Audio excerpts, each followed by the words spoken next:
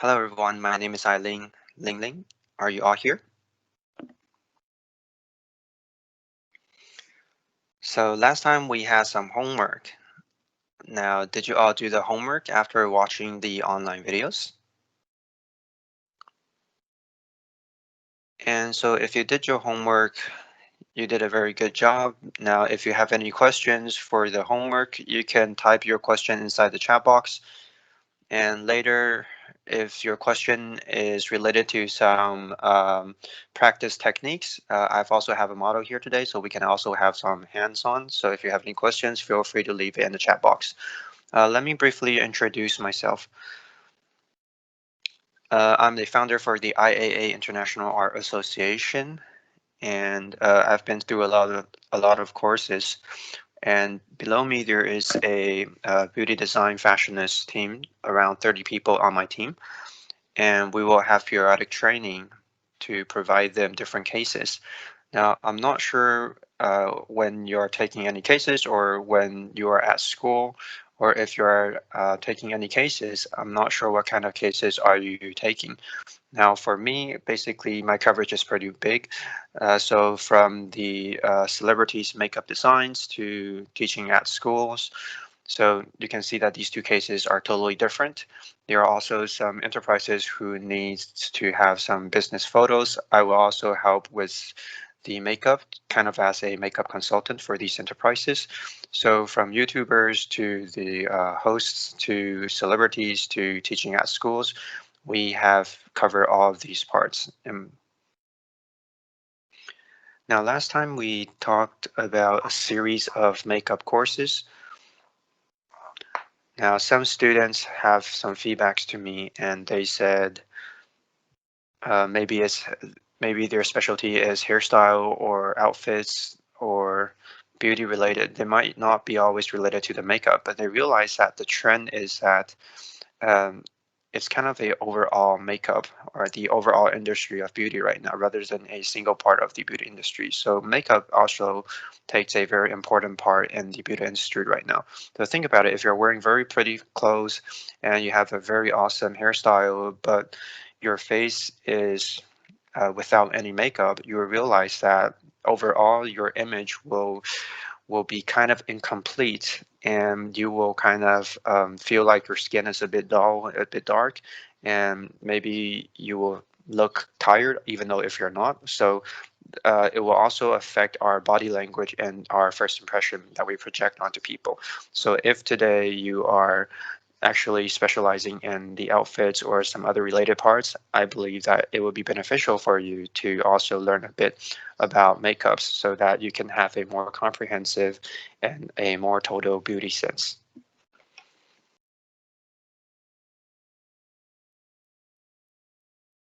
Now, do you all remember the homework that we have assigned? Let's look at it one by one. The first one is to try to understand what type of face you have, what's the face shape, and also what kind of eyebrow shape should go with that face shape. Now, that was the first question.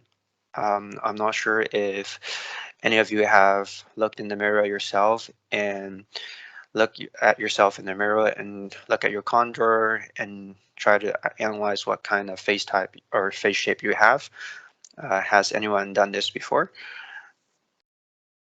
Now, let me kind of recall your memory for you. How do you find the right eyebrow shape for you according to your face shape, and how to identify your face shape? So here there are three key points. The first is the part that I'm pointing at right now, which is your forehead, the size of your forehead. And the second part are your cheekbones. And the last part is your jaw. So if you draw three lines to these points, first you can check which line is the longer one. Some people have wider cheeks, some people have wider jaws, and some people have wider foreheads. Now, why do we need to look at these 3 points? Well, maybe you can turn to a mirror right now. You can grab a mirror and put it in front of you and look at these 3 lines that I've just mentioned. Now, if you have a very narrow jaw and very, very narrow cheekbone distance, then it will kind of be like an inverse triangle.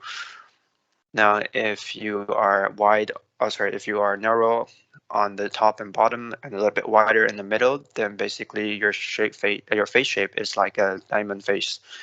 Now, if you have a narrow top and middle and you have a wider bottom, then it means you have a triangular face.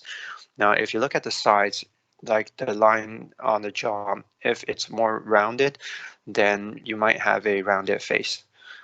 Now, if there are some angles, then it basically means maybe you are like a rectangle face or a square face. Now, you need to realize that not everybody is like a right triangle or a right square.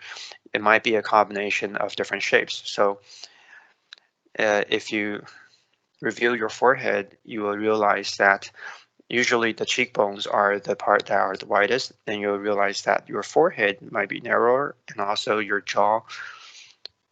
So you have a wider top and a narrow bottom, and if you have a wider cheekbone in the middle, you're kind of like a combination of inverse triangle with a diamond shape. So when you're doing makeup, you need to pay attention to these details. So then in Chinese, we call this like a goose egg shape. It's kind of like a small V shape here. So you don't always have to be so concentrated on which face type you are specifically. It might be a combination of inverse triangle with diamond face. Now I've invited a model here today. Let's invite her. Okay, so she will be facing the camera. You realize that taking her for example, her cheekbone over here, her cheeks are a bit more wider. Now, if you pay attention, this part is actually a little bit more dented. So the first part, this is the first part, this width over here is more narrow, and also for the cheekbones, this is in the middle. And for her, her widest part is actually on the jaws and on the sides of her cheeks. So it looks a little bit like a triangle, but not that triangular. Now, because her sides are a bit more narrow, so it's kind of like a triangle, but with a oblong face. But it's not the typical or classic triangle or rectangles. So for everybody, it is different. If you're looking in the mirror right now and you really don't know what face shape you are, you can use your face. You can use your hand. You can use your hand to touch the side of your face. You realize that when you are touching your face, some parts are more dented and some parts are a little bit more from a little bit more pointing out. And then if you touch on the spots that are a little bit pointing out, you need to apply some darker shades there. Now, if you touch on some parts that are a bit more dented and you think it's not that good, you can try to lighten that part a bit. Now, why do I say this? Because some people, when they already have a small face, they don't want to make it bigger. They want to make it even smaller. So it's basically depends on what you want to do. Now, so if you really can't know or don't know what face shape you are, the easiest thing is to remember. For the dented part, use lighter ones. For the ones that are popping out, use a darker color. So then that's the basic principles of enhancing your makeup. Now also remember, don't have any difference in color, because if you have a very white face and you whitening it a lot and your skin tone is actually dark, then it will be super obvious that you're putting on makeup and it doesn't really fit in. And also, like, after you have determined which face shape you have, then we will determine what kind of brow shape is more appropriate to go with that face shape, because the shape of your eyebrow will change your whole complexion and the feeling that you project. So here we can observe two things, and that is, the first is, should I have a flat eyebrow or should I have a eyebrow that has a curve? Well, the first thing is you need to understand what face shape are you having, and then find the right eyebrow shape that goes with that kind of face shape. And the second is I need to understand what kind of occasion will I attend next, because each occasion has different demands. And so we can adjust the whole makeup and also the brow shapes according to the event that you are going to later. So it doesn't have to be a one size fit all solution. You can adjust them, all the makeups, according to the style and the feeling you want to project at that event. So first, understand your face shape, and then what kind of eyebrow shapes goes with it, and then third, what kind of image and impression do I want to project. Yeah. So next, we'll talk about this part. I'm not sure if everybody has watched the online videos that are talking about this. We have talked into depth about this part in those videos. We have told you guys how to correspond your face shape with your eyebrow shape. Now, the trends are always changing, so basically you can divide them into two parts, and that is an eyebrow that's flat and an eyebrow with a curve. Now, these two will have very different effects. The flat eyebrow will look very tender, and if it's a curved brow and with some edges, then it will project a sharpness feeling, a more personality feeling, and that will affect your whole image and complexion when your makeup is done. Now, I talked to you previously about this model here. It's a little bit more triangular face with a oblong face combined. So for her shape type, if you are doing makeup, if the angle is very obvious, then you need to remember that the tip of her eyebrow should not be very edgy. It should be a little more round and curved because she already has a lot of edges on her face. So if you have other edges on the eyebrow, then it will project an image of being a very mean person. So if your face shape has a lot of angles, remember you should go with some eyebrows that are not that edgy, but a little more curved and more neutral. So if you have a round face, when you are drawing the eyebrows, you can't draw a flat eyebrow on a round face, because if you do that, you will project an image that you're actually cutting your face in half. So it will not go well together. It will make your face kind of squeeze together, and it will make you look more fat if you are drawing it like that. So whether it's a square face or a rounded face, remember that when you're drawing your eyebrow, it needs to be a curved eyebrow rather than a flat eyebrow. So if a flat eyebrow doesn't go well with a round face or a square face, that's something to keep in mind. And then what kind of face types is more suitable for flat eyebrows? Now, if you have a narrow cheekbone and if you have a more like a oblong face, then for people like this, because their face is already pretty long, it will be better for us to use the flat brows here on those kind of face types, because it will help you shorten the whole image of the long face. So if we look at the shape of the face, then we look at how we should draw the shape of the eyebrow, and then we talk about the style and what kind of image we want to project. Now, say for example, today I want to go on a date with my other half, and I want to project an image of kind of a tender, a warm girl kind of image, to try to avoid a very strong image. We want to have more of a tender and soft image. Then we will suggest you to draw a flat eyebrow, because it will project a more tender feeling.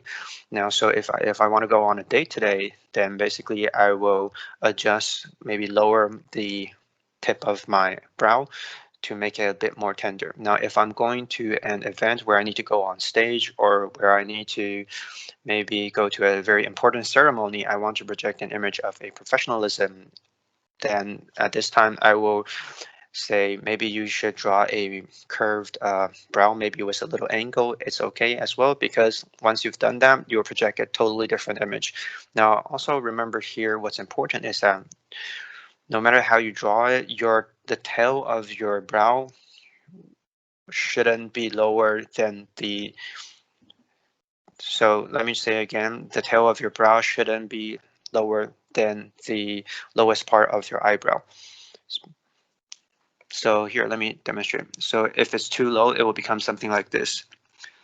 So it will feel like you have a dropping eyebrow.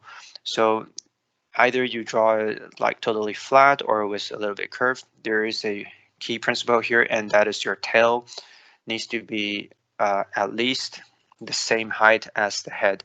So if your tail is lower than the head, then it will project a kind of dropping and laid back feeling. So all we want for makeup is to project the vibe and also to be energetic. So if you draw the tail that is below the head, it will project a more laid back image rather than help you with your image. So next is it depends on the occasion that you will attend later after the makeup. Now, I'm not sure if you have practiced this at home, but if you have any questions, feel free to let me know. I will try my best to answer your questions.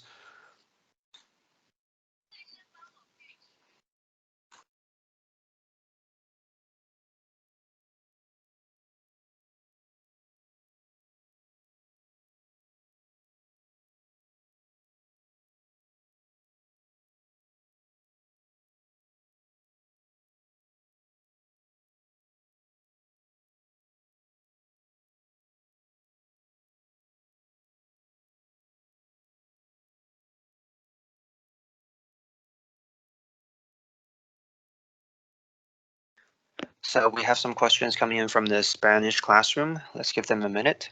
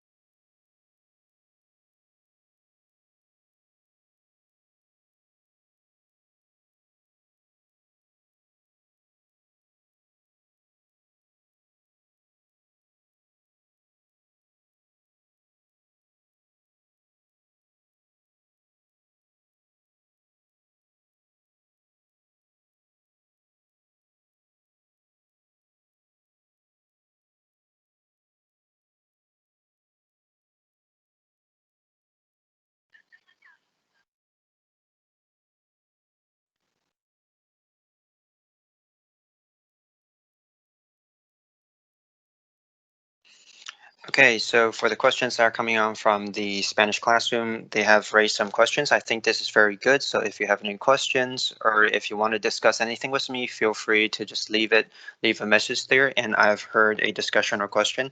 And the student's very good. She really practiced after attending the courses.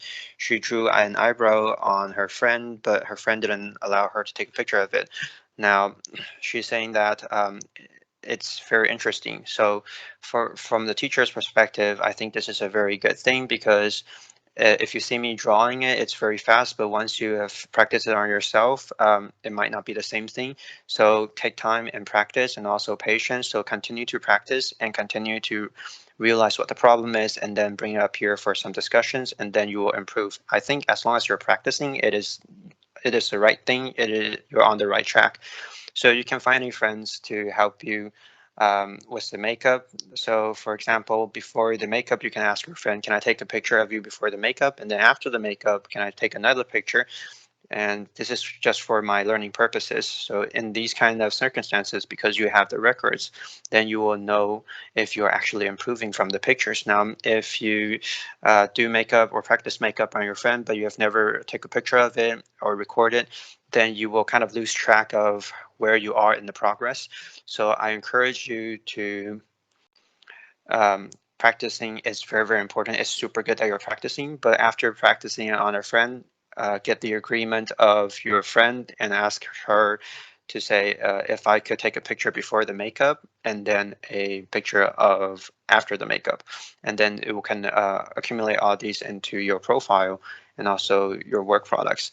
So also another student asked me, she was encountering some problems when she is putting on the double eyelids, the fake double eyelids, but I would need some more specific details. What kind of difficulties did you encounter during this process?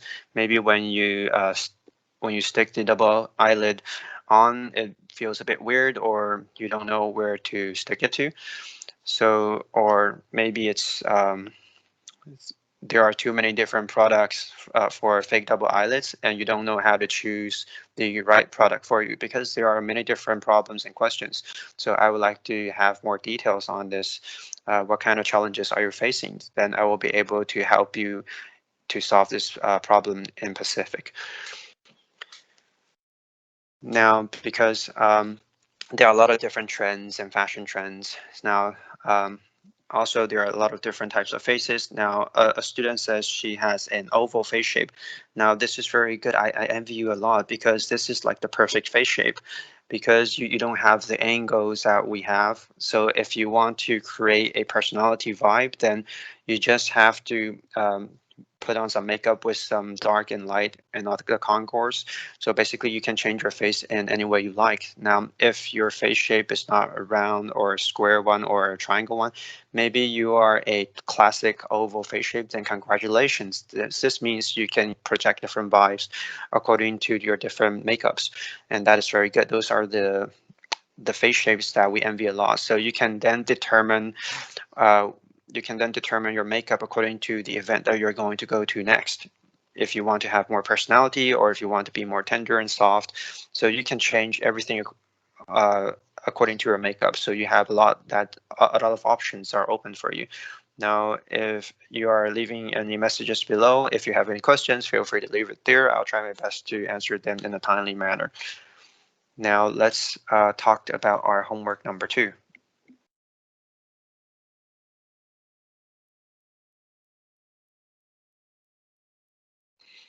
All right, so for homework 2, that is to determine your skin tone. What is your skin tone and what are you suitable when it comes to the primer? Now, primer has a lot of different names in Chinese. They can mean 细细霜, 隔离霜, 视前乳. There are many different Chinese names for it, but they are all primers. Okay, so those are all applied before the foundation. Now let me kind of review a bit for you guys. Now, that is, why do we need to apply the primer before a foundation? What is the purpose of applying the primer before the foundation? Now, the main reason is because, say, for example, our skin tone is not very balanced.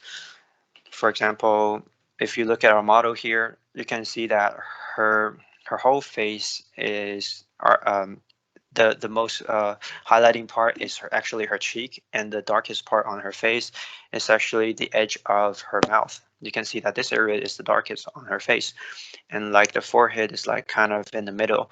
So without makeup, everybody kind of looks the same. You will have some skin tone difference or unbalanced situations on your face. So if you use your foundation directly, you'll realize that your foundation, after applying it, it also might be a little bit unbalanced and kind of have a patching feeling. Some places might be a bit dark, some places might be a bit light. So when it comes to this, the primer is actually what we need to use. So the primer will help us blend and balance the whole color as one. And the second is that no matter what your skin tone is, usually you will have some places that are a bit rough and are a bit dark, and you'll feel that the texture isn't as good as other parts of your face. So at this time, you need to remember that the primer is a very important step because it can help you blend your whole color and also help you change your texture. So besides blending in the color, it could also help us lighten your face and also make us feel like the texture is improving. Its third effect is that with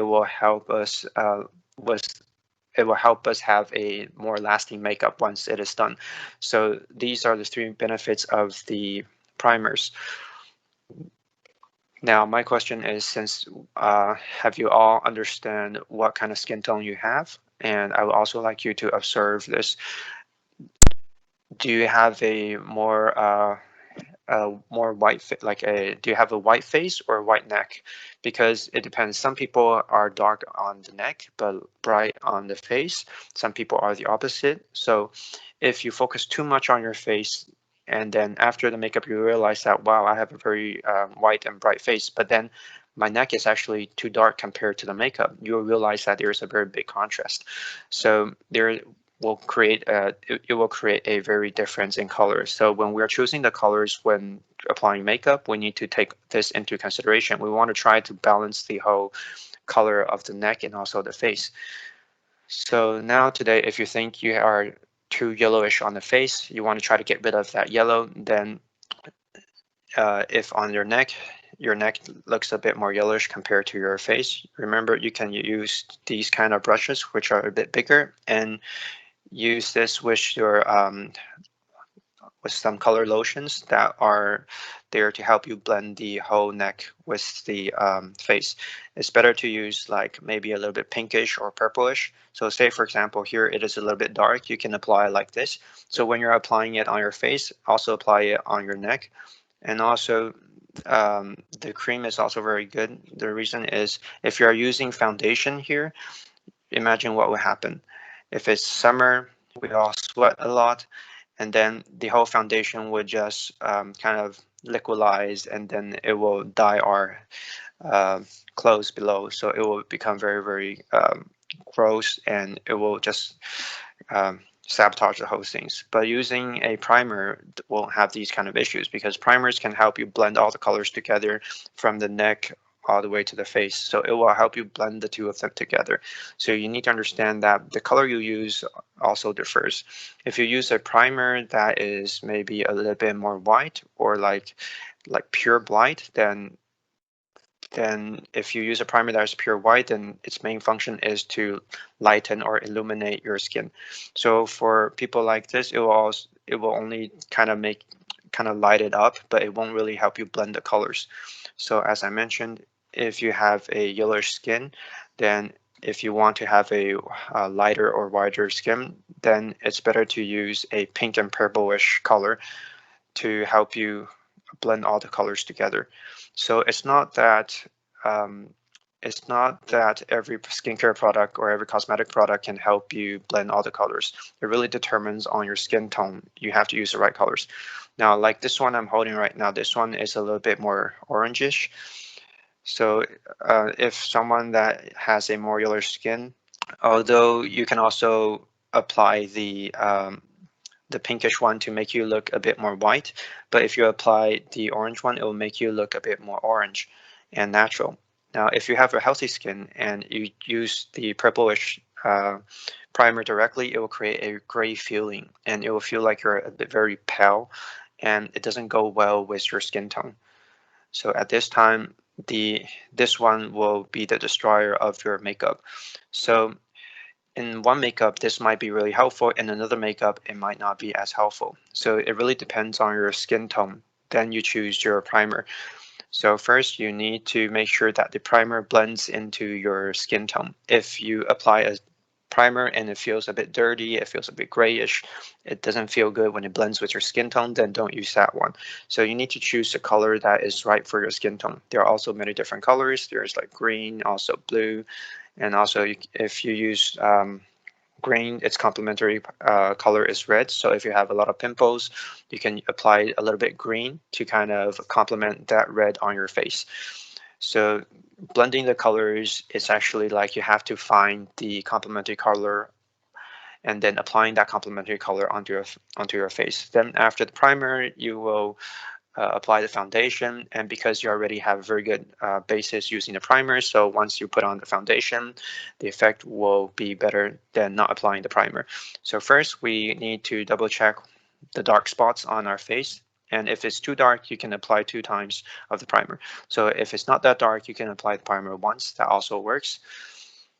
Now, I'm not sure if you have all done homework number 2. Maybe you have some products already. Have you tried some of the products on your face or maybe on your friend's face? Now, if you have any questions, feel free to leave it in the message box.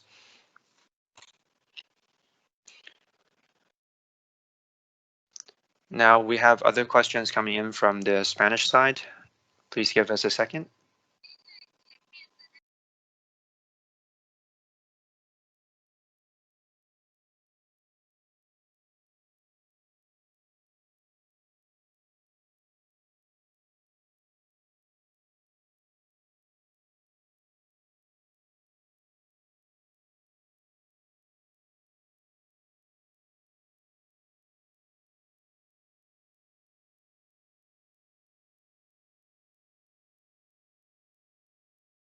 So one question coming in from the Spanish side is that they believe the model here has a square face rather than a triangular or oblong face.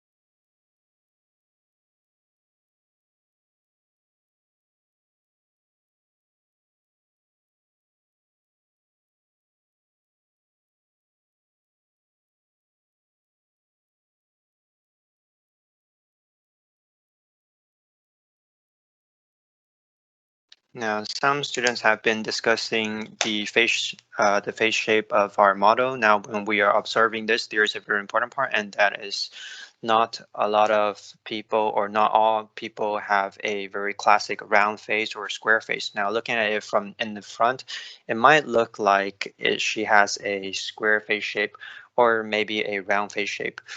So when we're determining this, you need to look at it from other angles. So you might be looking at from the front angle or maybe from the side angle, because when the lights come down, the shades and the shadows are different from each angle. So when you're determining a face shape, say for example, looking at this model here, although I said it is like it's a bit more oblong and triangular shape, that's because she has a narrow top and a wider bottom. That's why I say it's a bit more triangle. But actually her angle is not that sharp. So it's kind of like she has this shape, but if you look over here, especially from her forehead to the side of her face, to the temple, you can see that the temple is actually dented and then the cheekbone is actually popping out a bit. And then on the bottom part of her cheek is more of a round one. So if you're looking at this from a square face shape, then a square face shape should have like the same top, same length on the top and same length on the bottom. And also the edge on her forehead should be a little bit more sharp. Then it will be a square face shape. So for her, she doesn't have that kind of edge on her forehead, so it's not a very typical square face. Now, if we look at the side, if it's a square face, then on the sides it will be a bit more flat, but you can see that her face is not very it's not very flat here. There's an angle, so her jaw, the line on her jaw is actually going up a bit. So that's why I didn't say she is a square face, because of all these characteristics. Now, some students also say that she may be categorized into a Japanese round face. Why I don't say she's a round face is because for a typical round face, it should be like a hoe shape. it should be on the whole face. But for her, her round part is actually just beside her cheeks, not on her forehead. So her lower part of the face is round, but the upper part isn't. So that's why I didn't say she is a round face. Now, it's true that her cheeks and her jaws look a bit more round, but if you look at it from a front angle, you can see that the lower part of her face is a bit more wide and her upper parts are not that wide. Okay, yeah, but it's not as a typical triangle as well, because she is like a combination type. Now, the more you look at these faces, the more you'll be able to determine which it is. Now, sometimes when the combination is too much, having a lot of different elements into it, you need to touch the face using your hands. You will feel the dents and feel the pop-ups. So you can use your hand and also the touch to help you determine what kind of face shape does your client have. And also a student mentioned she had trouble using the double eyelid tapes. Now, if you don't know how to apply it, because luckily our model has a double eyelid, so I also have the tape here. Let us try to apply it on. Now, if you look at this, you can see that her right eye is actually more obvious when it comes to double eyelids, and her left eye, it has a less obvious double eyelid. Now, if you want to strengthen or kind of have your double eyelid stand out, okay, so look below, look down. Okay, if we look at it from the sides, first use a stick and find this wrinkle here. So find this fold on the eye and close your eyes. You will see that there is a very vague line over here. If you want to apply double eyelid tape and you don't know where to apply it, first find this very vague line over here, and then basically your double eyelid tape will be taped on that line. Now there are many different types of double eyelid tapes.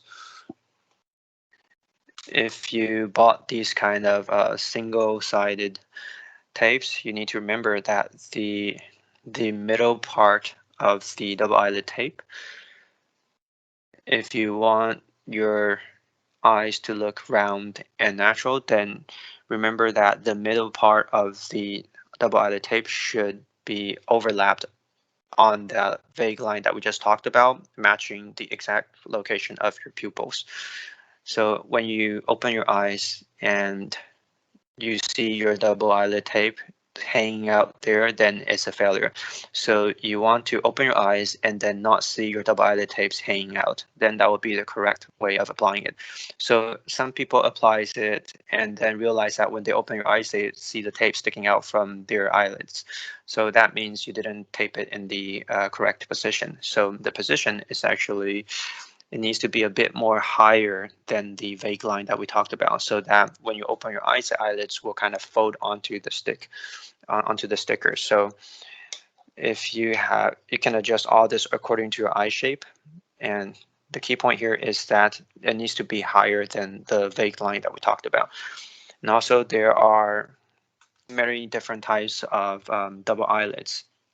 There are ones that need to apply additional glue to it, and there are those that already have stickers attached to them. And there are also the ones like these ones. So these are double-sided. So these are double-sided stickers for the double eyelid tape. Now this is basically according to the model's eyelids. Now for this model right here, we can use this one, and we can also use the single-sided ones.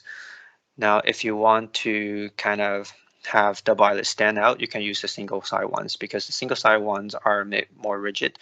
And for these that are kind of like a net, you can use these, but these are a bit more soft, so they may not always have your double eyelid stand out. So if you want your eyes to stand out as double eyelids, you need to use the ones that are a bit more stiff. That will help you address the folds a bit more obvious. Now, if you realize that the effect is not as good, it may be because you use a wrong one, and you need to make sure that once you apply it, when you open your eyes, you need to have a round eyes. Now, if you apply the wrong tapes, then your whole eyes will look like a triangular shape when you open your eyes. Now, it's fine if you applied it wrong, just take it off and reapply again. Now, the place to apply it is at the vague line. You need to apply it a little bit above that vague line on your eyelid. Then you will have a higher chance of succeed. Now, if you have other questions, feel free to leave your message below. Next, moving on to homework number 3. Hold on a second. We are having more questions coming in from the Spanish room about the double eyelid part.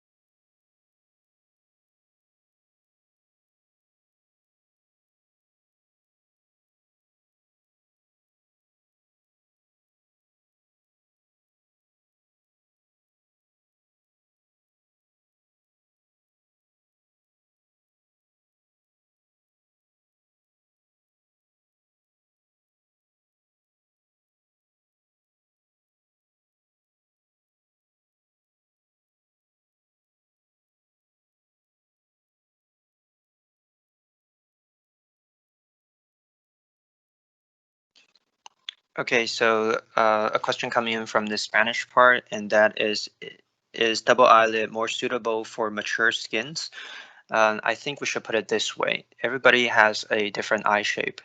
I mean, think about it. There are different eye shapes. For example, there is the mono eyelid or the single eyelids, and that is when you open your eyes, there is no line there at all. You won't eat, your eyelid will just disappear, and so you won't have any line there, and that is mono eyelids. So basically, if you address anything on your eyelids, you can see it. But if you are having an inner double eyelid, then it means there will be some eyelids that are being covered when you open your eyes. And also, if you open your eyes, everybody's eyelids that will be different. So you realize that every different shapes of eyelids have their different types of characteristics. Now, makeup is an art, so as long as you like it, or as long as your client likes it, then there's nothing that is an absolute no.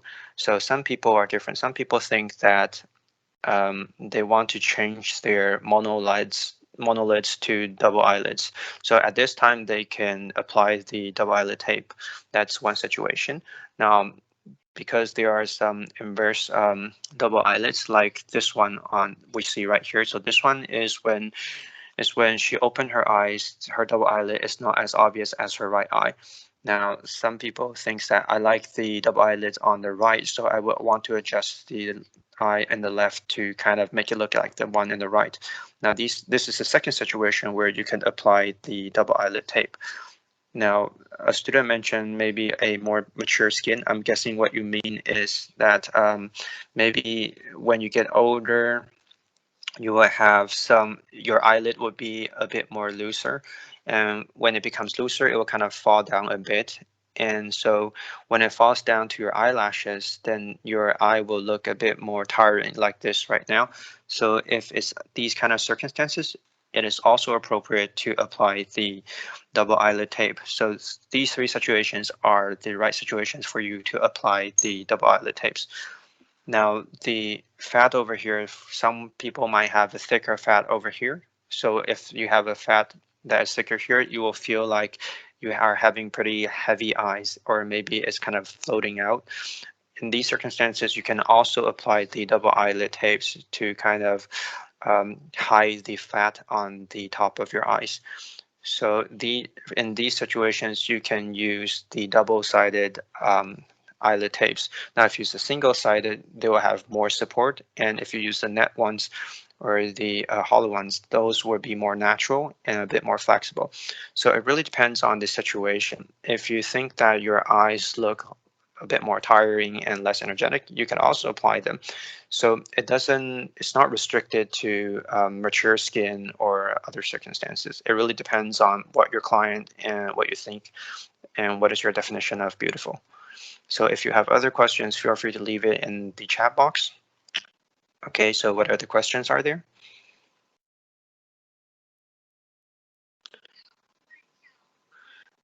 Now, the Spanish side is asking if they could turn on their webcam to have the teacher look at the face shape and determine what their face shape is and also their brow type. So we're communicating the process right now. Please wait a bit.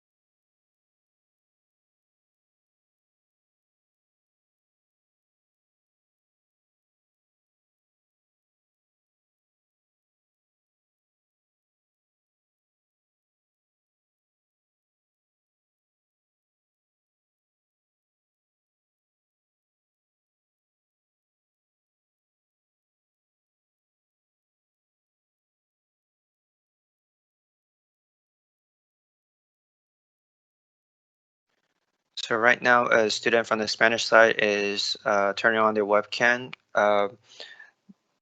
We're helping to project that image also into the English chat room.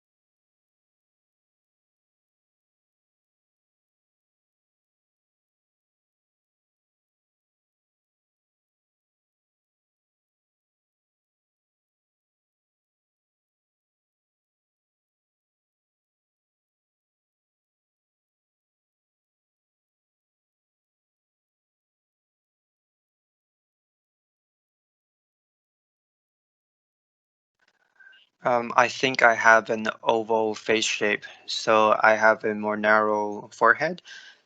So I think I have a more oval face shape. I know the resolution of the webcam is not very high, but this is what I think maybe. And I think my skin tone is a bit more orange. So the primer that I use are the ones that I hope that could help blend my colors. And if I use a primer that's too white, it feels more pale. So I would try to find a more yellowish primer. Now, because previously I had a lot of acne and also pimples, so my pores are a bit bigger and a bit more rough, more obvious. Now, for example, for me on the eyebrows, I would like to make it a bit more flat. And on the tail part, I would I would also like to understand that should I apply a more flat eyebrow shape or maybe with some angles? And so for myself, I did the homework and I tried to determine what face shape I have. And but recording to the contour that was just mentioned, I'm not sure what colors to apply during which situations because theoretically speaking, we all understand the theories, but when we are actually practicing, it's a bit more hard to choose the colors that are more suitable and right for us.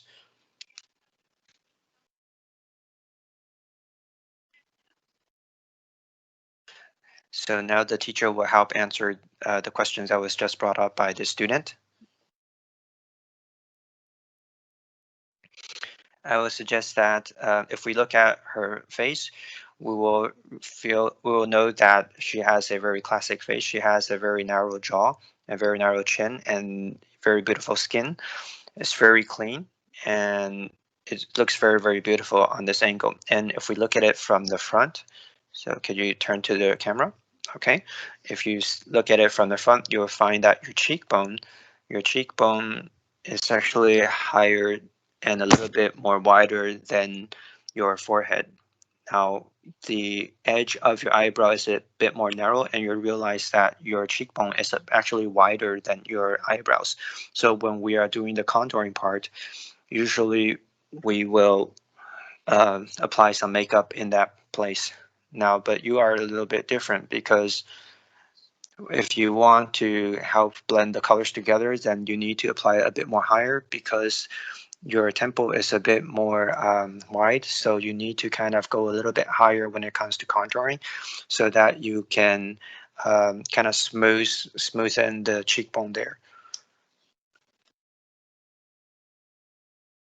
so that you will have a smoother face. Now, basically, you will think that you have a very wide face, however, but with lighting, you'll realize that the cheekbone here is actually a bit more popping out. So for you, my love, here you can see that you have a very classic face, and you'll realize that if you kind of look up a bit, you will feel that the contour here for the edge of your eyes, this is where you need to apply your makeup. So it is a little bit different. So on the lower part of your face, it is perfect, but the thing you need to work on is your upper face, especially the ones near your eyes, edge of your eyes, and also the edge of the foreheads to kind of improve the edges on your forehead. Now, the temple is already dented, so don't put any more dark makeup on the temples.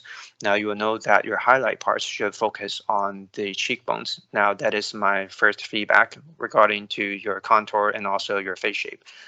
Now, the next is if you think you have acne and pimples, I think your skincare is more important than makeup because if your skin is not smooth, you have acne, then basically if you have primers, no matter how you apply your primers, you will still have that rough feeling on your skin. Even if you apply light on it, you will also have that kind of rough feeling.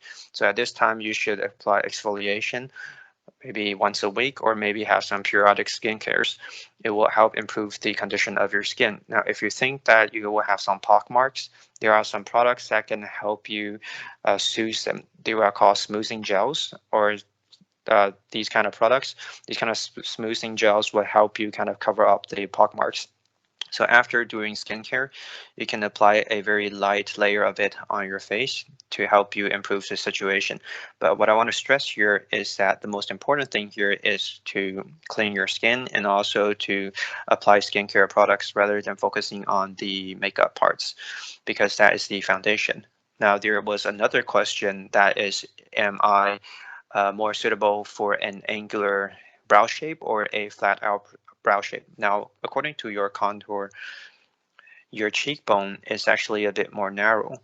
So overall, your face shape is very perfect. It's a little bit long, but it's perfect.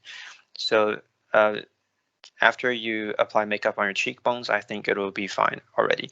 Now on the eyebrows part, I think if it's a bit more flat, like for example, if we're looking at your right face, is it right face or left face? Because I'm looking in from the camera, I'm not sure.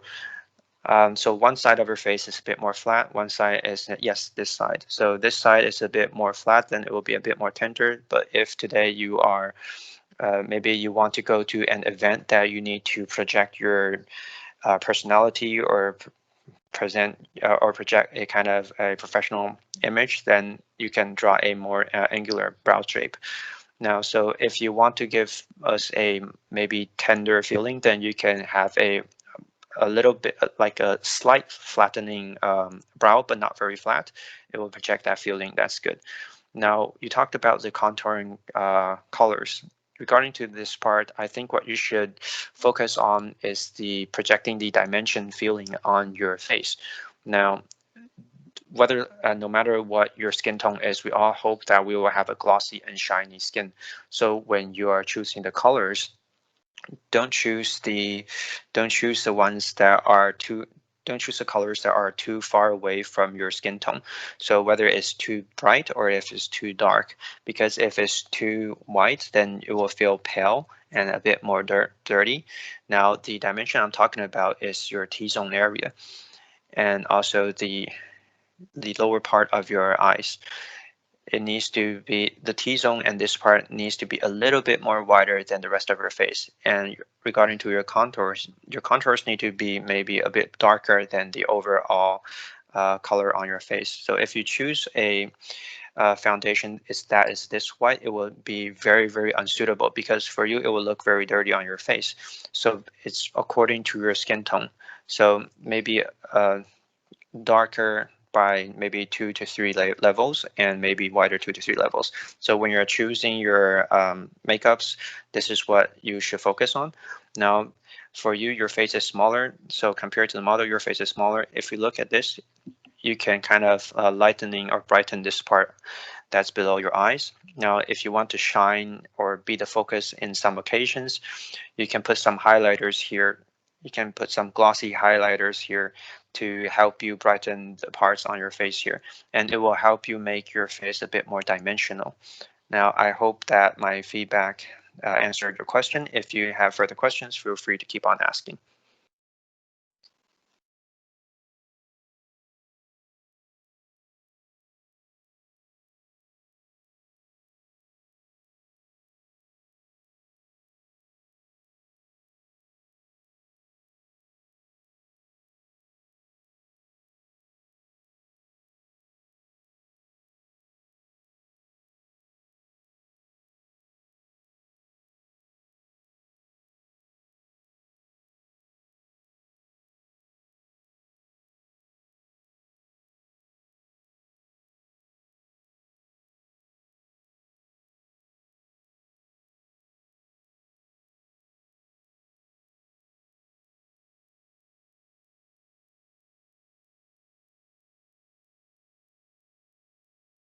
So if there are no further questions, I will continue to share my PowerPoint.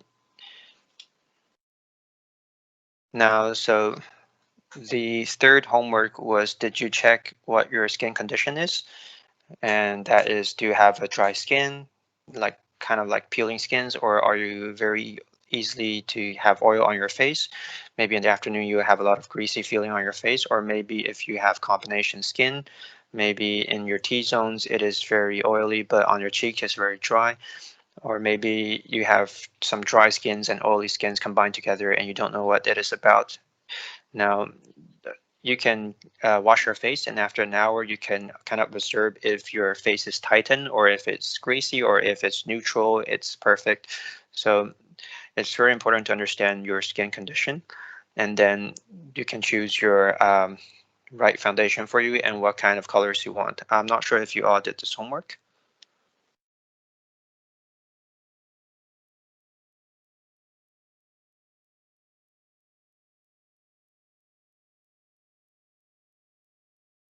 Now, on our online videos, we have mentioned that foundations can basically be divided into the glossy ones and also the other one that's a bit more greasy and that's very good in concealing parts and that's a bit more thick.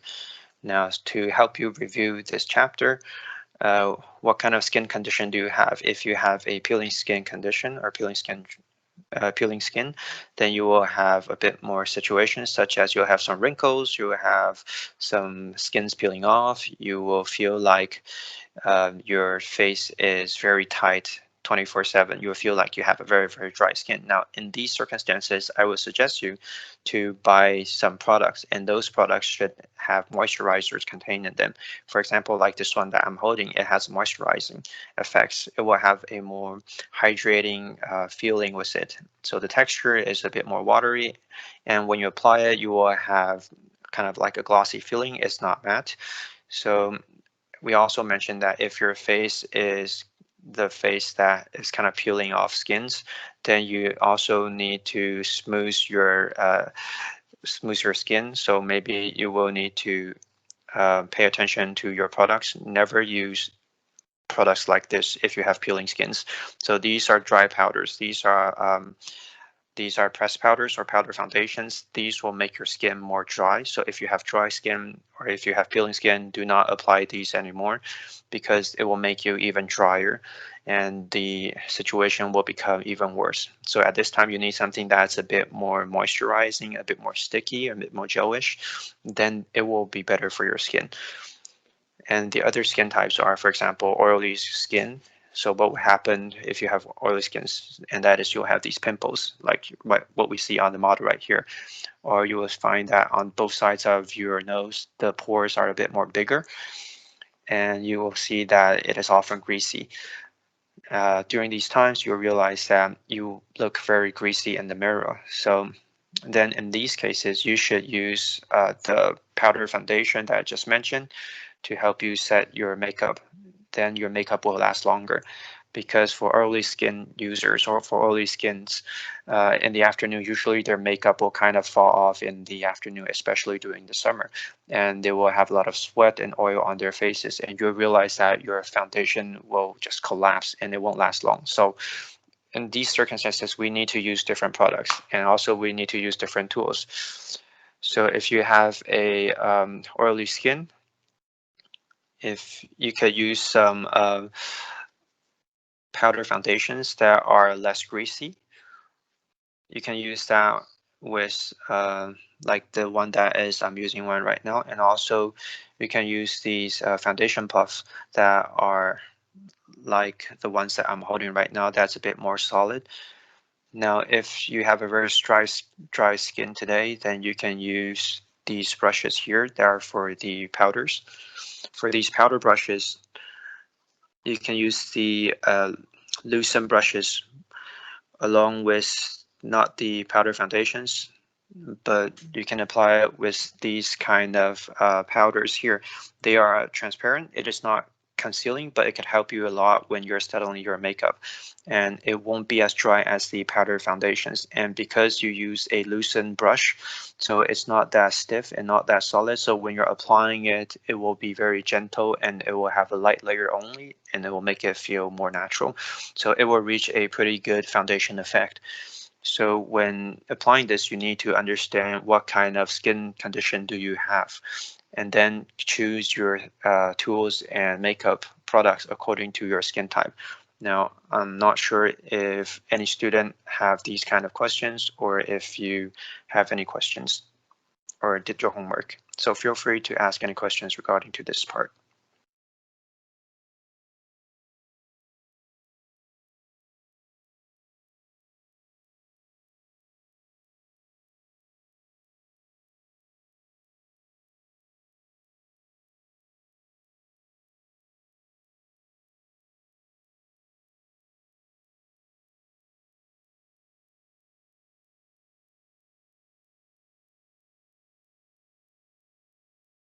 There are some questions coming in from the Spanish side. Please give us a minute.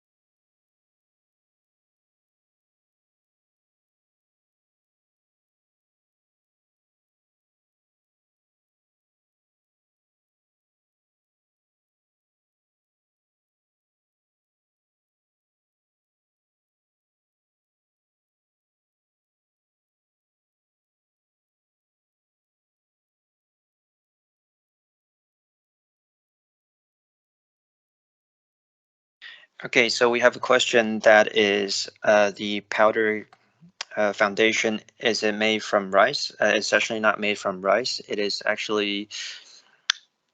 powder that is pressed into like a shape of a biscuit or a cookie. So hold this mic for me for a second. You can see that this powder foundation I'm holding right now, it is pretty dry. When we touch it, it is pretty dry, as you can see. And when we apply it, it is also giving a dry feeling. So it is different from what we just talked about, these kind of foundation. You will realize that the foundation is actually wet. This one is a bit more moisture. So this one is wet. So if today you are in a place that's a bit hot, you will feel like these moisture ones under the sun, within a few hours, your makeup will start to collapse because it is sticky. And so at this time, our foundation or liquid foundation, or maybe our concealer, if we're using these kind of products, we need to spread them across our skin. If it's still a bit more sticky, then we need to apply our powder puff here. Use our powder puff along with the powder foundation, which is dry. We apply it on top of it to kind of set the makeup. Now, when you're pressing onto your skin like this, it will help your liquid foundation last longer on your skin, and you will have a longer lasting makeup. And it is not made from rice. It is just pressed into a cookie shape. So this is basically for the dry foundations.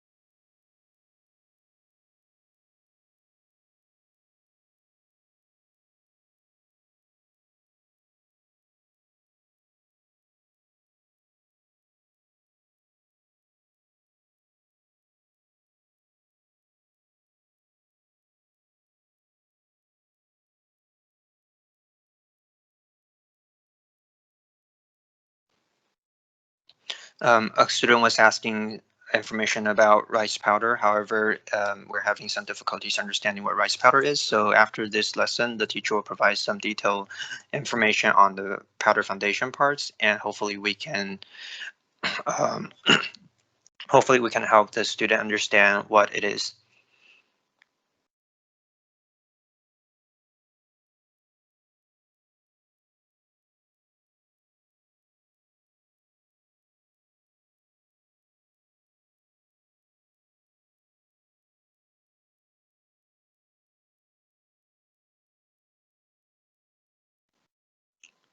Okay, just remember, if you're using a foundation that's a bit more liquid and sticky, remember to use the appropriate settings to help make your makeup last longer. Now let's take a look at homework number 4, and that is, how do we determine if our eyes are closed or wide? So the distance between two eyes, is it more narrow, or is it like a wider set?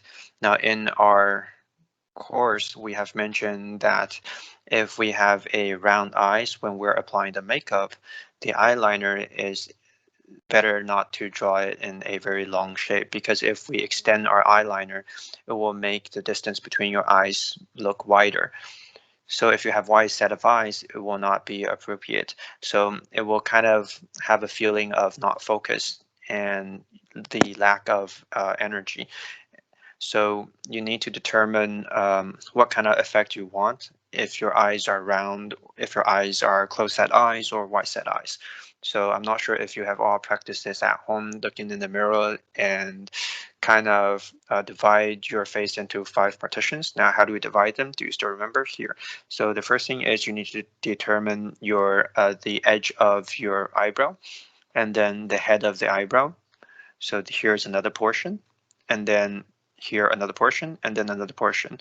So when we have 4 lines across our face, your face will be divided into 5 partitions. Now, if each of the partitions is kind of like the same in length and width, then basically your face is a very classic and typical face shape. Now, say for example, if the distance between two eyes are maybe more narrow than the width of an eye, then basically you have a close set eyes, and you realize that your eyes will look like this. So their distance is a bit more narrow. Now, if when you have a close set eyes, it will be very good for you to kind of extend your eyeliners and also extend your brows, or maybe you can also extend your brows and eyeliners, and these kind of adjustments will be appropriate if you have these close set eyes. Now, if you have, say, for example, the opposite, if you have a wide set eye, the distance between the eyes is very wide. If it is wider than one of your eyes, and it will feel like your eyes are basically kind of on the side of your face, then we need to inverse it. So we need to kind of brighten the part over here, or maybe I can draw some eyeliners here and then put some highlighters here to kind of make your eyes look a bit more focused and narrowed. Another thing is we can also apply nose shadow to kind of bring out the dimensions over here for the contour. We can use the shades here to kind of help us improve this overall image. It will make your nose feel more dimensional, and at that time you will feel like the eyes are moving closer. So they're all makeups, all eyeliners, all eyelash and eyebrows, but it will differ depending on if you have a closed eye set or a wide eye set, and you'll realize that the method is different and the concept is different.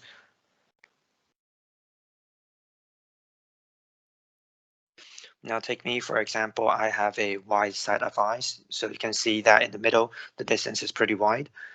Now for myself, when I'm drawing my eyebrow, I will pay attention to this. So I will use this eyebrow pencil to help me kind of extend my eyebrows to the middle, maybe 1 centimeter. So then you can see that I will bring the eyes closer together, and you will have a more dimensional effect on the nose.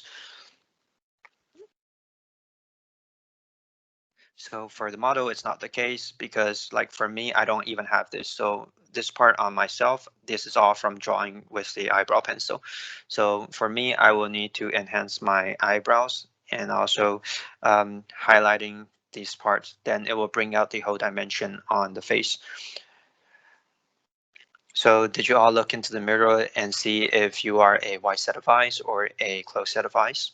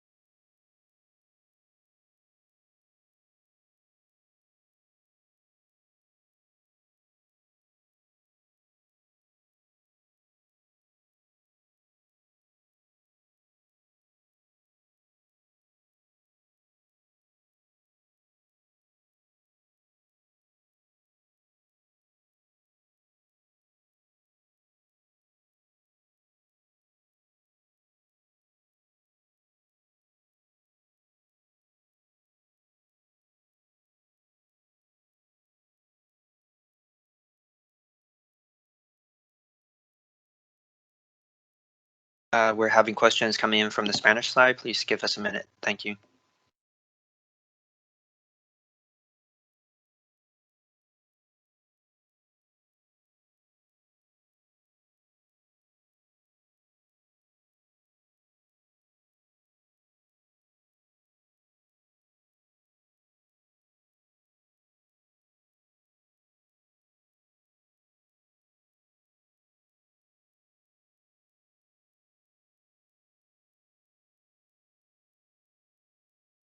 So a student says that she has a small and more slender eyes. Now, in this case, basically, I would say you need to ask yourself, do you want a pair of eyes that is maybe wider or larger or rounder? It depends on what type of eye types you want.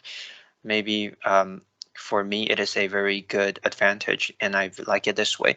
Now, maybe to some other people, they believe that small and slender is something that they don't want. So in this case, you need to ask yourself, do you like your eye type, your eye shape? Do you like this characteristic, or do you want to turn it a bit more round? Or if you want to turn your eye a bit more wider.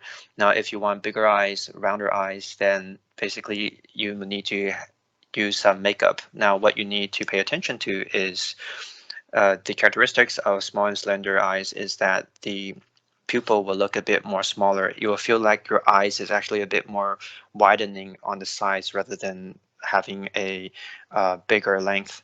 So a slender eyes, basically, the first thing you want to do is you want to apply some makeup on the top of your pupil. So maybe your eyelash or your eyeliners. Maybe make your eyeliners a bit more thick, or use some fake eyelashes, or make some curly eyelashes.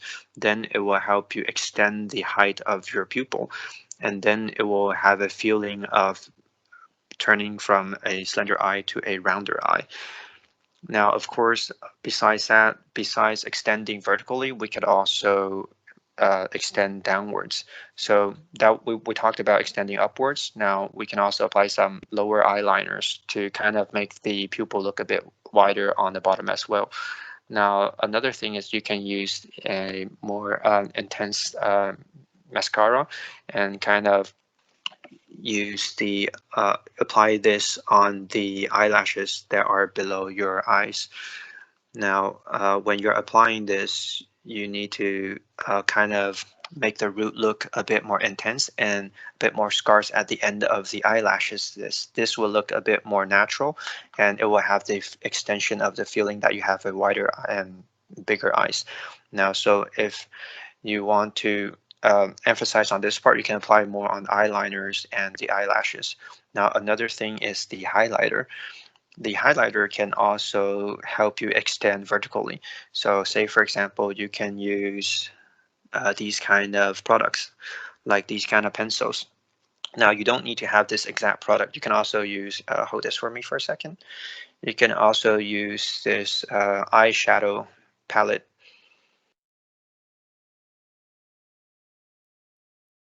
Now, you can use this eyeshadow palette. You can find a color that's a bit more brighter, maybe like this one over here. You can have a tiny brush and then apply this on the lower part of your eyes. So let's take a look at the model, look at the ceiling. So it is this part. So it is kind of like your lower eyelids. So when you laughed, you will have this uh, little piece of eyelid that's popping out, and that is this part. We can apply it here. We can also apply eyeliners here.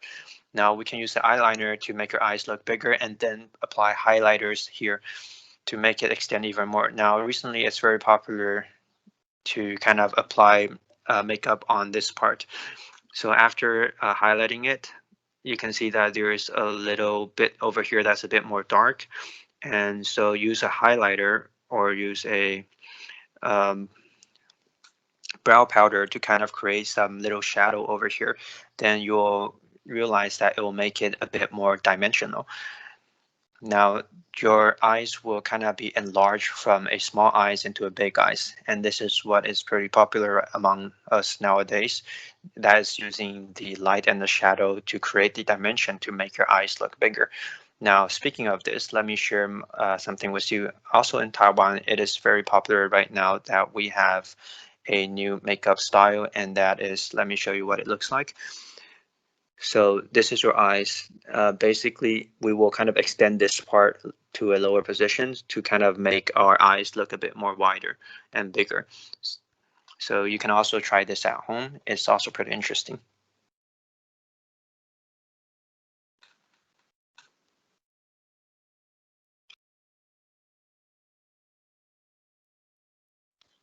Questions from the Spanish side? Give us a second, please.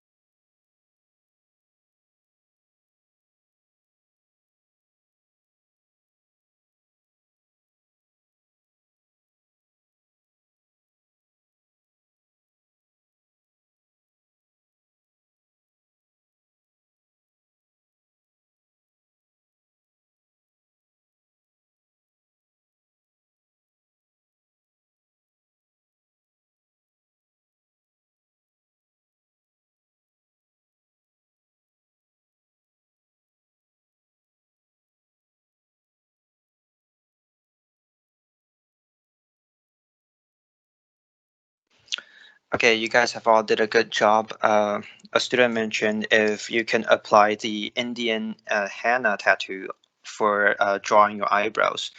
Now, it is okay if you apply that, but you need to be careful when you're applying it on the head of your brows.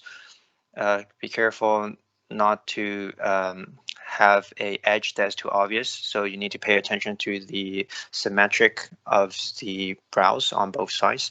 Now, if you use these liquid colors, you need to pay attention because it will make your contour more dimensional. So you can apply that, that's no problem. And the second is that if they want to apply their eyeshadows, you can also use these other products that are basically for drawing the shadows or the colors onto your bottom eyelid. Now, someone mentioned if we can use a brighter color or maybe white here. My answer is you need to be careful because if you apply white on your bottom eyelid, then you need to pay attention to the color contrast between that color and your skin tone because it might create a grayish feeling. So don't choose something that is a bit too far from the color of your skin tone. So like this one, this is kind of like a champagne type of color. It is not pure white. So when we're applying this, it will feel a bit more like my color skin tone, but with the highlighting effect. So you can also use the kind of pencils, but just be careful which color you're applying to your eyelids. Now, if there aren't any further questions, we will talk about homework number 5.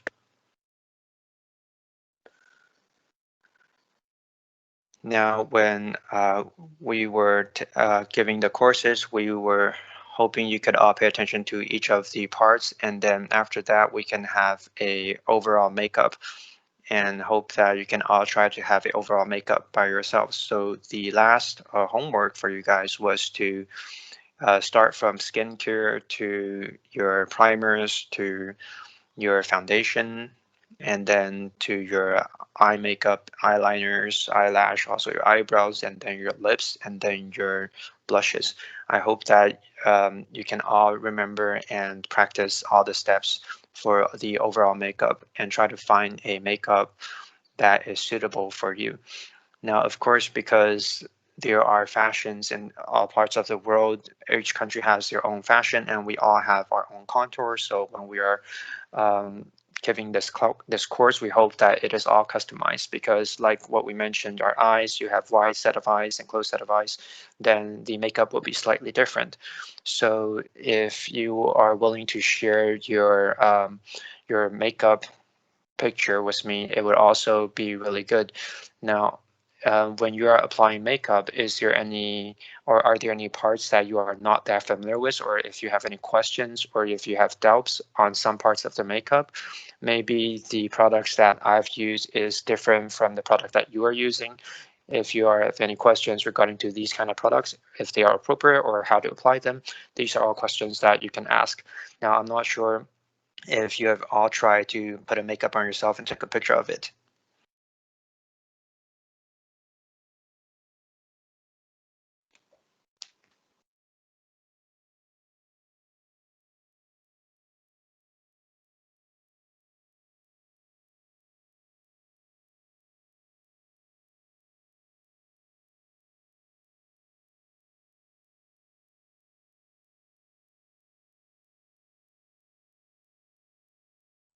It's fine if you didn't have time to practice, but if you have time, maybe in the future, you must try to practice it on yourself first. Now, if you just look at my videos, you will feel like it is very smooth and very easy. But when you're trying to apply it on yourself, it might not be the case. So if you want to become a stylist or a makeup artist, then you need to practice on others besides practicing on yourself. Practicing on yourself is basically just to get familiar with the whole process, with the process and also with the tools. But drawing it on others or doing makeup for others, it is a total different thing. Now, it is easy for you to pay attention to the details when you are applying makeup on yourself. You'll know when you actually apply it or if you actually hurt yourself. But when you're applying it for others, you don't know what the others is feeling, so it takes time to practice your makeup skills on other people as well. So once you have applied it on yourself for maybe 3 to 5 times and you are familiar with the flow and the process and also the tools, then I would strongly suggest you to find your friends or maybe your relatives to ask them to participate in your trial so you can try to put makeup on them. And then you'll realize that everybody's face shape is different. So don't use one makeup, one method, and apply it to everybody, because it will not be customized. It will look weird because it might not be the right makeup for that person. So that's why there's a saying that says,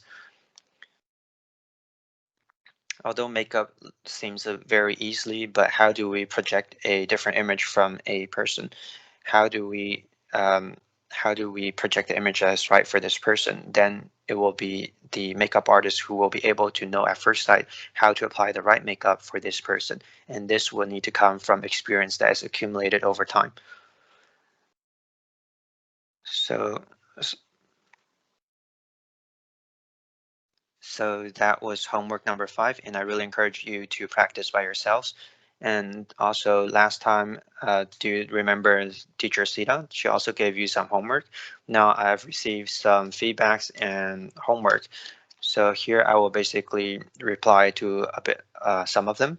Now the first question is to ask us to share your plans on becoming a fashion stylist. Now, uh, a student is very good.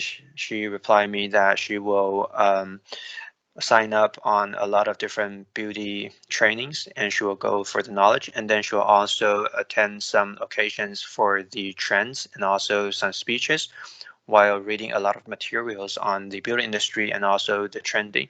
So it might be a book, it might be going to a class, and what's important is, as what we mentioned, practice, massive amounts of practice, and different makeups for different occasions. This is very important because if you keep on learning and you didn't practice, and it doesn't mean that if you just look at people draw, you will be able to draw as well. Because once you start practicing, you'll realize what you lack, and you realize some of the things that you lack.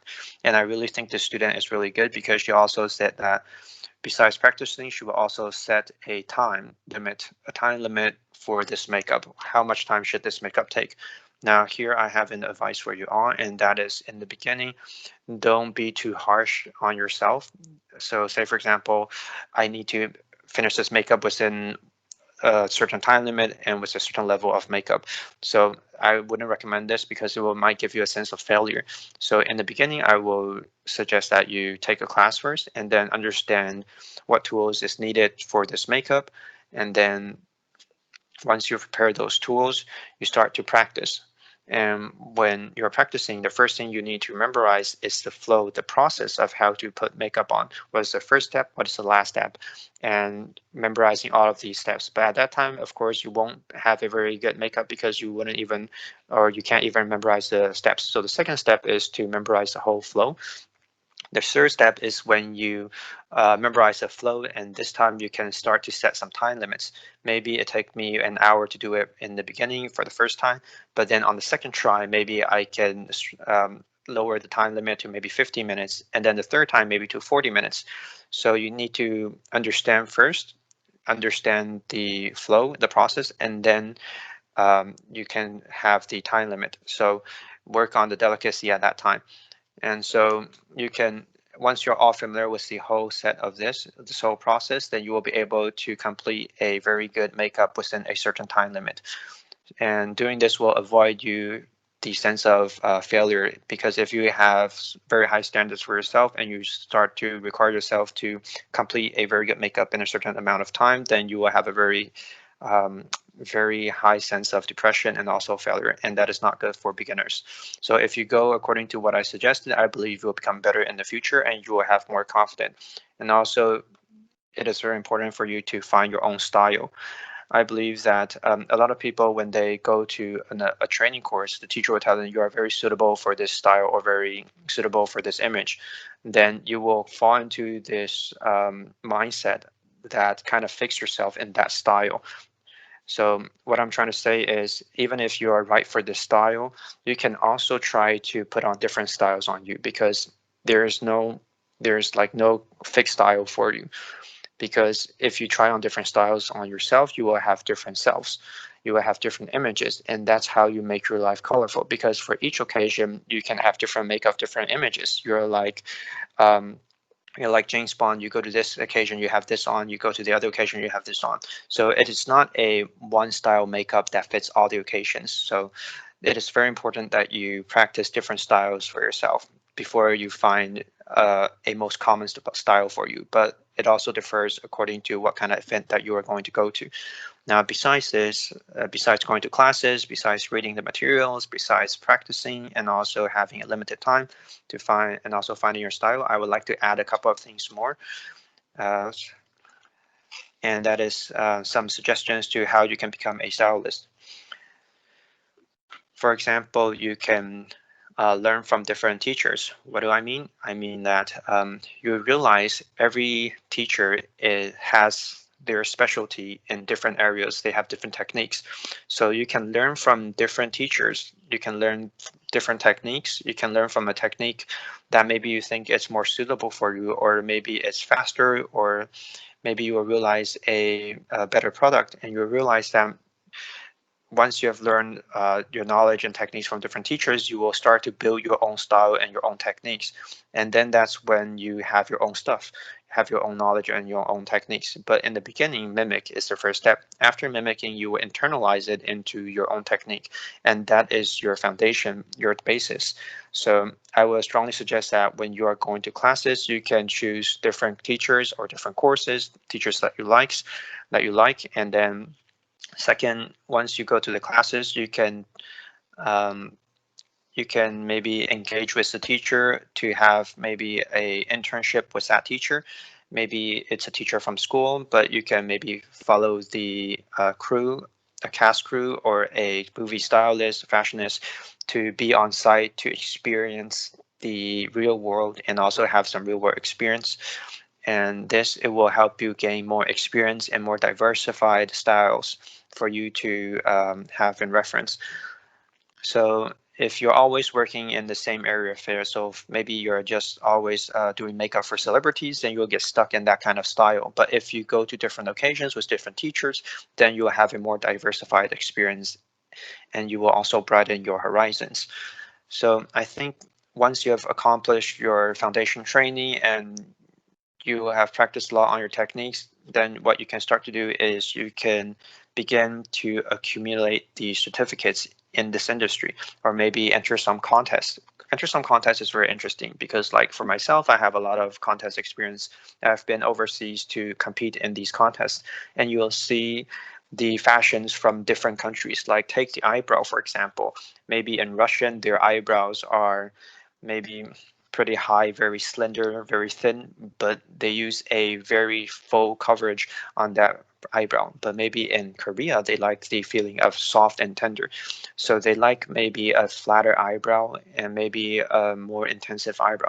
So you can see that the culture is very different in these countries. Their customers are different. Their likes are also different. So if you want to broaden our horizon, I think the fastest way is to go to these beauty contests, these makeup contests, because there you will see what each country is trending right now, what their technique is, and also what their work is like. You can learn a lot of these from one contest. And so this is, I think, a very terrific way to learn all of these in a very, very short time. So that was my sharing on how to become a fashion stylist. So just for reference.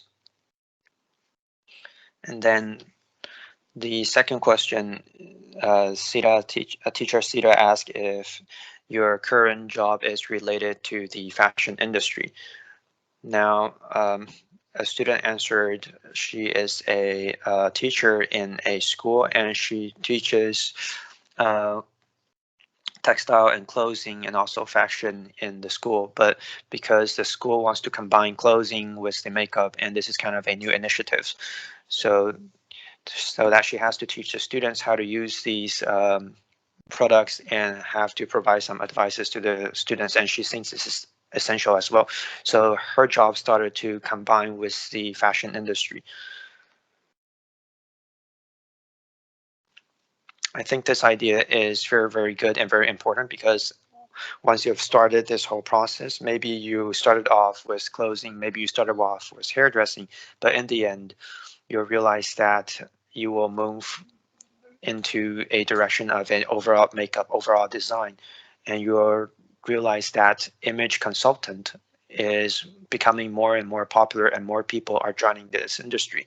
It's not just separate silos of hairdressing or clothing because they're all related when it comes to an overall beauty. And of course, right now, males and guys, they are also paying more attention to their appearance. They're also trying to become more handsome, to have more social connections or be more popular. So you'll realize that not only are girls doing makeup, boys right now are also doing makeup. So it has become a trend right now. So whether or not if you are currently doing a job that's engaged, that is related to the fashion industry, it is all very related to the fashion industry in the future. So if you know some makeup skills, it will definitely benefit you in the future.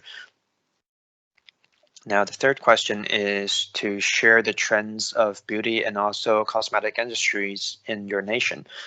Now, the student also shared her experience because her nation is a multicultural nation. So there are many different trends in the countries according to the cultures. So for the hairstyle part, it's more like a beige hairstyle. Now, in the makeup part, she mentioned that because there are different trends in her nation, and the latest techniques are like the brows that have intensity. And for us, it's basically like a term will be only popular for maybe 2 to 3 years, and then it's gone. And then so she mentioned the keratin treatment and also a more natural eyebrow. So the more natural eyebrow kind of has a more obvious stream of hair.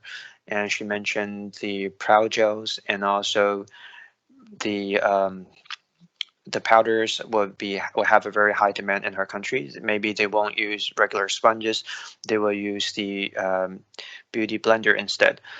So here, basically, I think she mentioned there are different tools in different countries. Maybe the tools are also changing as well. Maybe in the past we used regular sponges, now we use the beauty blenders. So here I would like to add, usually when we are applying some makeup for celebrities or for some advertisements, we will also use the sprays to spray the makeup on them. So it's not using the brushes. Now this part, it will be a little bit different because the atoms are very small, so it's very easy for them to get attached to the skin. So there are many different tools that we can use in makeup. You can all try it when you have the chance. I think this is very good. Like you guys have gave me some really good feedbacks. So if you have any questions, feel free to ask me questions.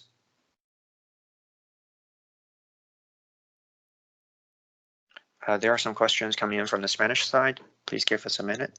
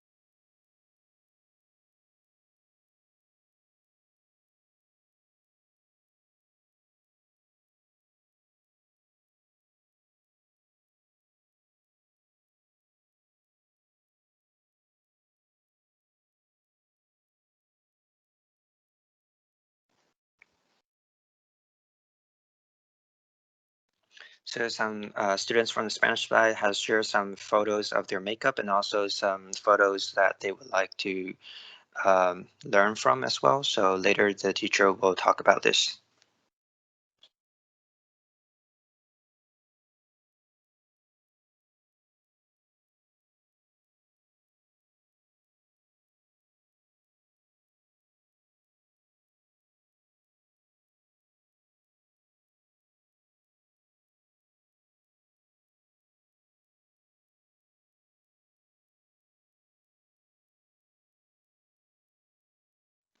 So I see students are sharing their makeup photos. I think this is really good.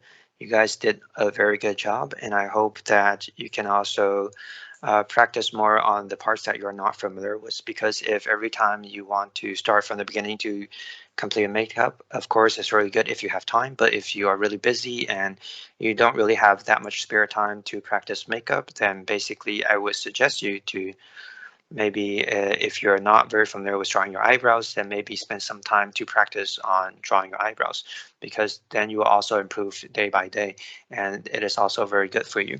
Now, besides the questions that were mentioned, that the 5 questions that I have mentioned, I've also consolidated some frequently asked questions. So if you have think about other questions, or if you thought of other questions besides the questions that I'm going to say now, you can also leave it here in the chat box. Now here I have consolidated some FAQs on the common makeups.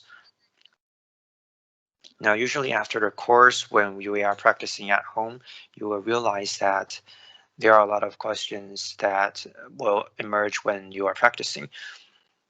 For example, some people are um, really care about their dark circles or pimples, or maybe have some pimples. Then they feel like their face is not that clean after their makeup, and there are some places where they really just can't conceal the blemishes.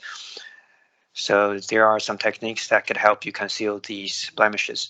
Now, I'm not sure if you all still remember, but in our courses, we mentioned that concealer is not only there to help you conceal your blemishes, it is also there to help you blend your colors. Now, depending on the tools you have by your side, because the trends of cosmetics nowadays is basically more natural compared to the past. So in the past, people used to apply the concealer all over their face, but it is not the case right now. Although you will look like you are flawless on the camera, but you realize that when you're facing the people face to face, you will feel a bit odd when you are communicating with people face to face. So if you don't want that kind of cakey feeling of a makeup, and you also want to apply some concealer, that you need to remember, and that is the products that you are applying. The amount of them that is applied on your face should not be a lot. The most common error of people would be they think they need to apply a lot of these products on our faces in order to conceal all the blemishes to make you look vivid. But actually, that's not the case, because you can also use lighting to help you overcome these situations. So you can also take your consideration to condition into consideration, and also apply less skincare products and less makeup products to use, then it will give you a more natural feeling. So if you wish to have a lighter makeup, then when you are preparing these products, you need to have a product that helps you blend all the colors together, and it needs to be close to your skin tone. Now, how do you best conceal your dark circles or your pop marks? Actually, you will realize that the first thing you will need to do is you need to pay attention to the colors, especially the pock marks, and it will turn kind of like dark brown on your skin, and it will very, very stand out compared to your skin tone that's on your face. So during this time, these kind of orange would be useful, and if you have a more darker skin tone, we also have a darker orange as well. There are different types of orange colors. It really depends on the color of your pockmark and also your pimples. So you apply these according to the color of your pockmarks and use the matte ones, not the glossy ones. Now, when you're using the orange ones, you need to turn it to a bit more brownish to kind of blend in with your color of your skin, and you'll realize that the pockmark is kind of going away. Then after that, we will use colors that are closer to your skin tone and then apply it around it to kind of blend it into the rest of your face. If you use just one product, then you'll realize that your pock marks and your dark circles actually stand out more because you're only using one product and one color. Then it will make it really stand out. So you need to apply multiple colors. And if you apply one that's too much, it will basically feel very thick and cakey. Now, if you have a skin that's a bit more white, you can use these pinkish colors to help you blend the colors better. So you can use these kind of products to help you lighten up and also blend into the color of your skin. So remember to pay attention to which is the correct color and then blend that color into your skin. Now, if you realize that your pimple is just really standing out, it's having a very contrast color, then at this time we can use these kind of transparent powder here. So you can use these kind of things here. So you can set your makeup, and then after setting your makeup, you can use these kind of concealer pencils to help you conceal these blemishes, especially these ones. These ones are the stickier ones. They are not glossy, they are more sticky and matte.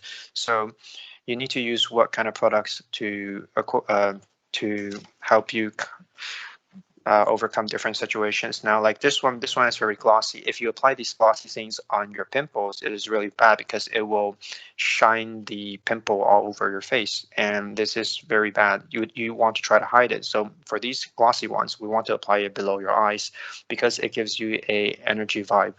So that is for the glossy ones.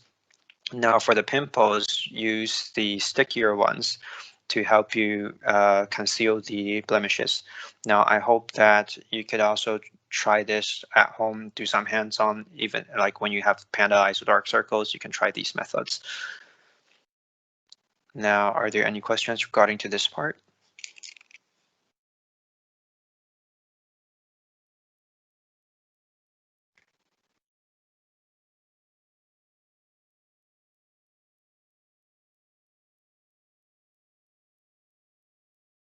Now, the second FAQ is that when we're drawing eyebrows, it's easy that you might not draw a symmetric eyebrow, maybe turning it into a little bit asymmetric, because on both sides it's very hard to draw identical ones. So here, let me teach you a little technique here, a little trick, and that is to, when you are drawing your eyebrow, draw the eyebrow that you're not familiar with first, because usually when you're drawing eyebrows, here's the eyebrow that you are making more effort to draw on. So draw that one first and then draw the one that you're more familiar with. And also when you are drawing the eyebrows, make sure that you identify the head first, also the peak, and also the tail. Identify the three spots first and then draw a baseline on the bottom of your eyebrow. Then when you're drawing on the other side, also you need to look at yourself in the mirror. And for example, if you have a dot on the right hand side, you also want to dot the same dot on the left hand side as well. So if you can't really tell from a mirror, then you can also use your phone to take a picture of yourself first, because when we're turning from 3D to 2D, that kind of symmetric feeling is very obvious. But if we're looking at ourselves from the mirror, it is 3D, so sometimes it's hard for us to determine if they are the same height, and there are also some dents on our faces. So when you are drawing, you won't really realize. But if you take a picture, it will be very obvious. So if you're having a hard time trying to see if they are symmetric, then take a picture of yourself using your cell phone and then adjust according to that photo. So the first thing is to point out the dots on your eyebrows and then try applying it halfway, and then you can check if it's symmetric or not. Now, if you have this kind of problem, remember the first I mentioned is to draw the eyebrow that you're not familiar with, and then dot the lines of the head, the peak, and also the tail, and also still take a picture, or maybe put the mirror in a further position. These are all the techniques that could help you draw better on your eyebrows.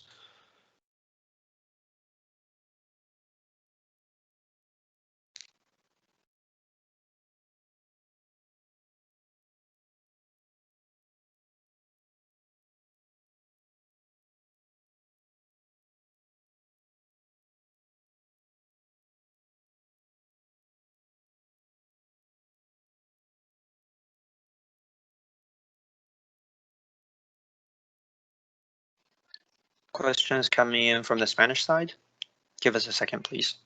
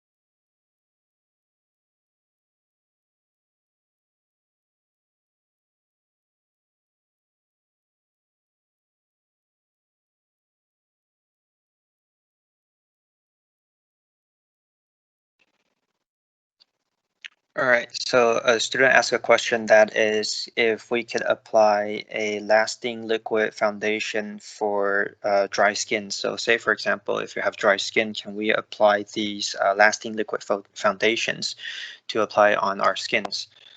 Now, for this question, usually the products that we can find in the market, if they are stressing on lasting, which is you can apply it on for a very long time, then basically it will be less oily and greasy because it hopes that your makeup can stay in place for a longer time. Now, this is something that you will need to test because when you need to test if when you're using it, will it make your skin even drier if you already have a dry skin? Because usually when it's a lasting foundation or less greasy foundation, it will be more dry. So they will apply some chemicals to it, and it might not be as suitable if you have a dry skin already because it'll be too dry. But basically, I would suggest you to test some products and see if it's appropriate for your skin. I would suggest using some products that are a bit more moisturized because you already have a dry skin. Now, the other question was um, if you have a dry skin and if you have some peeling skin, maybe some mature skins, I think applying loose powder to it is a option, not a essential option, not an essential step. So I mean, if you are already having peeling skin or if you already have dry skin, you want to try to make your skin more moisturized and hydrated, not making it drier. So you need to focus on the hydration part. So for example, if you use the air puffs or if you use the glossy ones, once you apply them, they are moisturized and they also are glossy. So these products are more suitable for dry skins. So if your skin is dry skin and you don't want to use loose powder, it's fine. Now, what are the circumstances that we need to apply loose powders? So loose powders are applied when when you have oily skin or when you are going to the beach, when sand might go onto your face and you have an oily face, and these dust and these little sands will stick onto your face or stick onto your makeup. Then in these circumstances, we need to set the makeup. Then it is better that we use loose powder on these kind of skins. But for dry skins or for skins that are less oily, it is okay to not use loose powder on that skin. So it really depends. And also nowadays, a lot of people like to use products that are maybe a little semi-transparent or maybe glossy to make them look more natural. So in the T-zone, under your eyes, the cheekbones, it is okay that you don't set your makeup on these positions because it will have the feeling of these reflections and these shadows and lights. So basically it depends. It depends on the situation and it depends on where you want to keep your highlights on your face. Are there any other questions?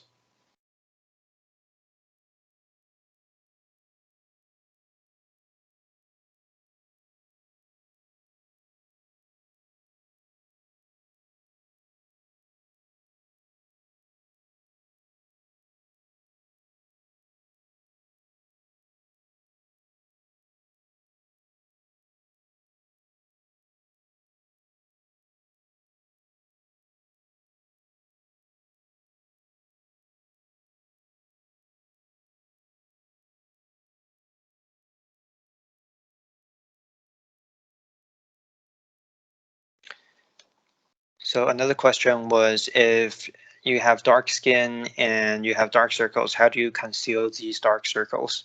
Then under these circumstances, how do you conceal them? Actually, on this palette, you can see there are colors that are matching your toner, that match your skin tone, and there are also some darker ones and light ones. So when you're choosing the color, choose the color that is a little bit more lighter than your dark circle. And then after that, after applying that onto your dark circle, it will feel more natural to the skin color of your skin tone. Then it will match you better. So say for example, if your skin tone is this color, but maybe your dark circle is this color on the right, this is very dark. So today you will feel like your dark circle is very obvious on your face. At this time, you can use this one in the middle that is between the color of your dark circle and the color of your skin to help you blend your dark circle with your skin tone. And after that, after applying the one in the middle, you can apply the one that is closest to your skin tone. Then it will have a better effect. But if your dark circle is like the one on the right, is very dark, if you just apply the one on the very left, which is light, it will not be able to cover that for you. So you need to apply the one in the middle first to kind of blend it with that one first, and then use the lighter one to blend it into your skin tone.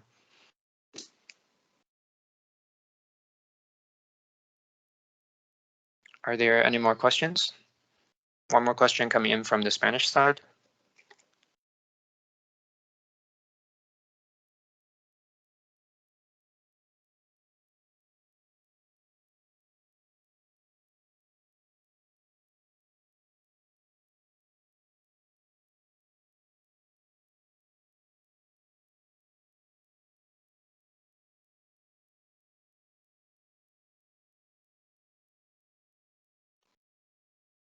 Okay, so another question is, are there any techniques for applying liquid eyeliners? Now, basically, that depends on your technique. So if you're not familiar with this, then maybe if you're not very familiar with using the eyeliner, and especially not the liquid eyeliner, then it might be hard for you to um, draw asymmetric eyebrows or isometric eyeliners. So if you want to have a good makeup and you're not that confident in yourself, I would recommend you to use a brush instead of a liquid eyeliner. So for example, this one.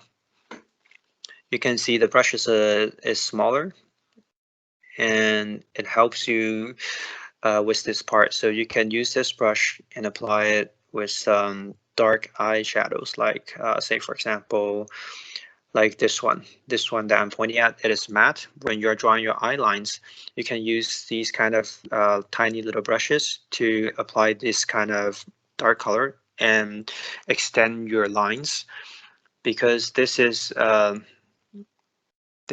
lot more easier to control compared to the liquid eyeliner. Liquid eyeliner is very easy to go wrong. So you can use these tiny brushes to help you draw the lines out first. After you draw out the lines, the contour, you already have the outline of the eyeshadow or the eyeliners. Then you can use the liquid eyeliners to help you kind of just draw on the lines that you have drawn before. Then you will have a more stable eyeline, and it will also help you with the technique. Now, if you really think this is still not good enough for you, then you can also use a cotton pad to kind of block the places that you don't want to cover. You can also use the cotton pad to use as a ruler to help you draw the eye lines. So these are all little techniques that can help you draw a better eyeliner, and also you're providing a better makeup. Now, after practice, you will be able to uh, perform the technique of just drawing it directly using the liquid eyeliner.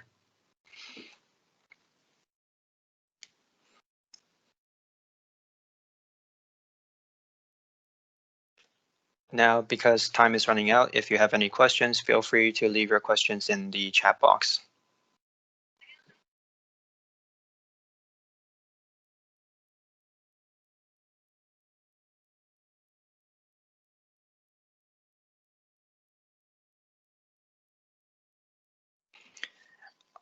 I think there are a lot of fashion and new knowledge coming up each year regarding to the makeup and also the fashion industry. So it is a dynamic and rolling technique. Now, whenever I'm teaching everybody these techniques, I'm also very happy. I hope you're all learning very happily.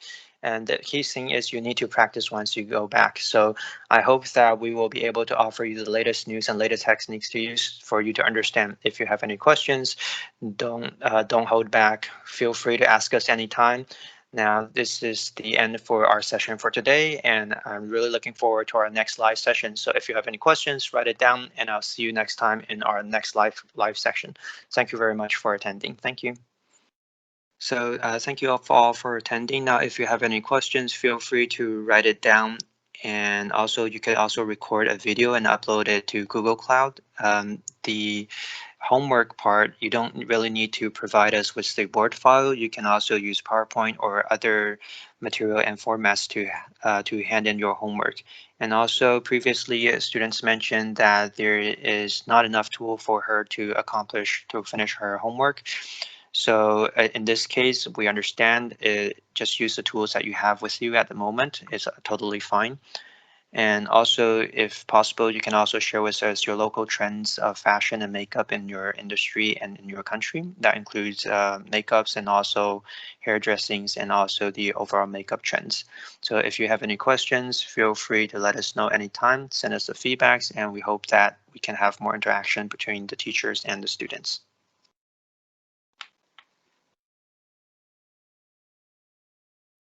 Okay, then this is the end for today's session. Thank you very much.